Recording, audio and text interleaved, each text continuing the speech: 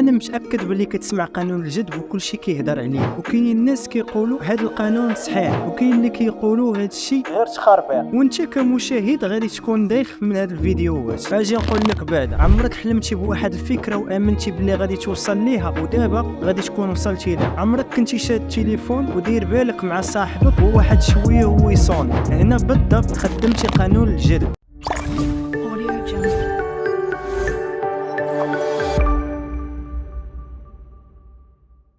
ومفهوم قانون الجذب، كتعرف بقانون الجذب باللي الافكار والمشاعر اللي كتكون داخل ديالنا هي واحد الطاقه، وهاد الطاقه كتجذب لينا داكشي اللي بغينا. يقدر الشخص يركز على واحد الهدف غادي يجذبها ليه كيف ما كان الحال، يا اما سلبيه او لا ايجابيه. وهذا قانون الجذب بحال شي مغناطيس يقدر يجذب اي حاجه فيها الحديد. كذلك انت ملي كتكون عندك واحد الفكره او حلم او امنيه تحققها، فمع الوقت الا بقيتي مركز عليها فغادي تحققها. وبعض الفلاسفه ديال العلم قانون الجذب كيامنوا باللي التركيز على اللحظه اللي انت كتفكر بها بالحلم ديالك احسن ما تفكر بافكار سلبيه، ولا بقيتي مركز على الافكار السلبيه غادي تجذبها لك. نعطيو واحد المثال اللي بسيط. كاين شي حد كيفكر يقدر يمرض ولا يقدر ياكل شي حاجه ويمرض بسببها، وهذا الشخص بالضبط يقدر الغد ليه يمرض وخا ياكل ماكله صحيه، ولكن هذه الفكره السلبيه اللي كان كيقول جذبات ليه المرض. علاش هذا الشيء كيوقع؟ بكل بساطه حيت الدماغ ديالنا ما كيفرق ما بين الصح والغلط، وإلا فكرتي انك ما باغيش تسقط الدماغ ديالك كيشد غير الكلمه ديال السقوط، والاحتماليه انك غادي تسقط. ولكن الا بدلنا الكلمه السلبيه الايجابيه بحال كلمه خاصني ننجح، فغادي يشد كلمه النجاح واحتماليه انك تنجح. وما هو اساس الذي يقوم عليه القانون الجذب؟ القانون الجذب ما كيمشيش بالعشوائيه، ولكن كيمشي بواحد النقط محدده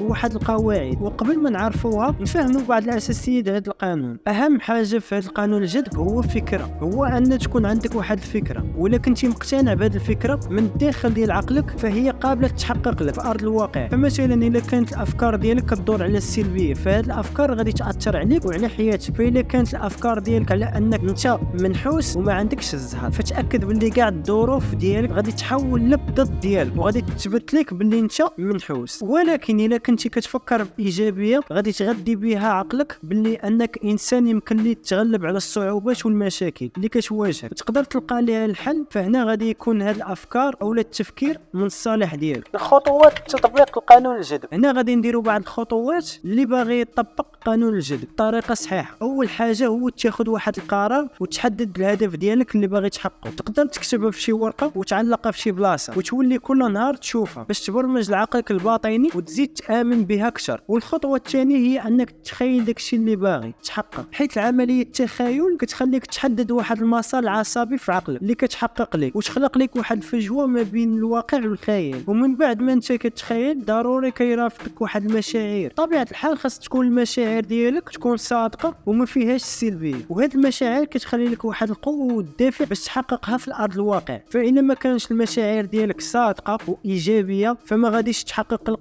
قانون الجذب. في الخطوه الثالثه هي انك تحمد الله على داكشي اللي عندك باش تحسن من المزاج ديالك. والامتنان كيخليك تكون انسان مصالح مع راسك وكيخليك تكون عندك واحد البركه في داكشي اللي عندك. فإلا كنتي كتحمد الله على داكشي اللي عندك فغادي يكون عندك واحد الايمان قوي بداكشي اللي باغي تحقق، وخاصك تصدق دوك الاهداف اللي باغي تحققهم كيف ما كان الحال، وهادشي اللي اجتهدتي باش تحققهم. والخطوه الرابعه هي الاستقبال، اللي خاصك تكون واجد داك الامور اللي كتمناها باش ملي تجيك اول فرصه كون مستعد لها. وهنا غادي نكونوا فهمنا مزيان القانون الجذب اللي كتكون واحد الطاقه والافكار اللي كاثروا على حياتنا. فإلا كانت الافكار ايجابيه فهنا غادي نكونوا ناجحين في حياتنا. والى هنا تنتهي حلقتنا. ما تنساوش ديروا معك اشتراك وشي تعليق يحفزنا على نستمروا في البارطاج معلومات تعليميه. فإلا وصلتي حتى لهنا فشكرا ليك بزاف.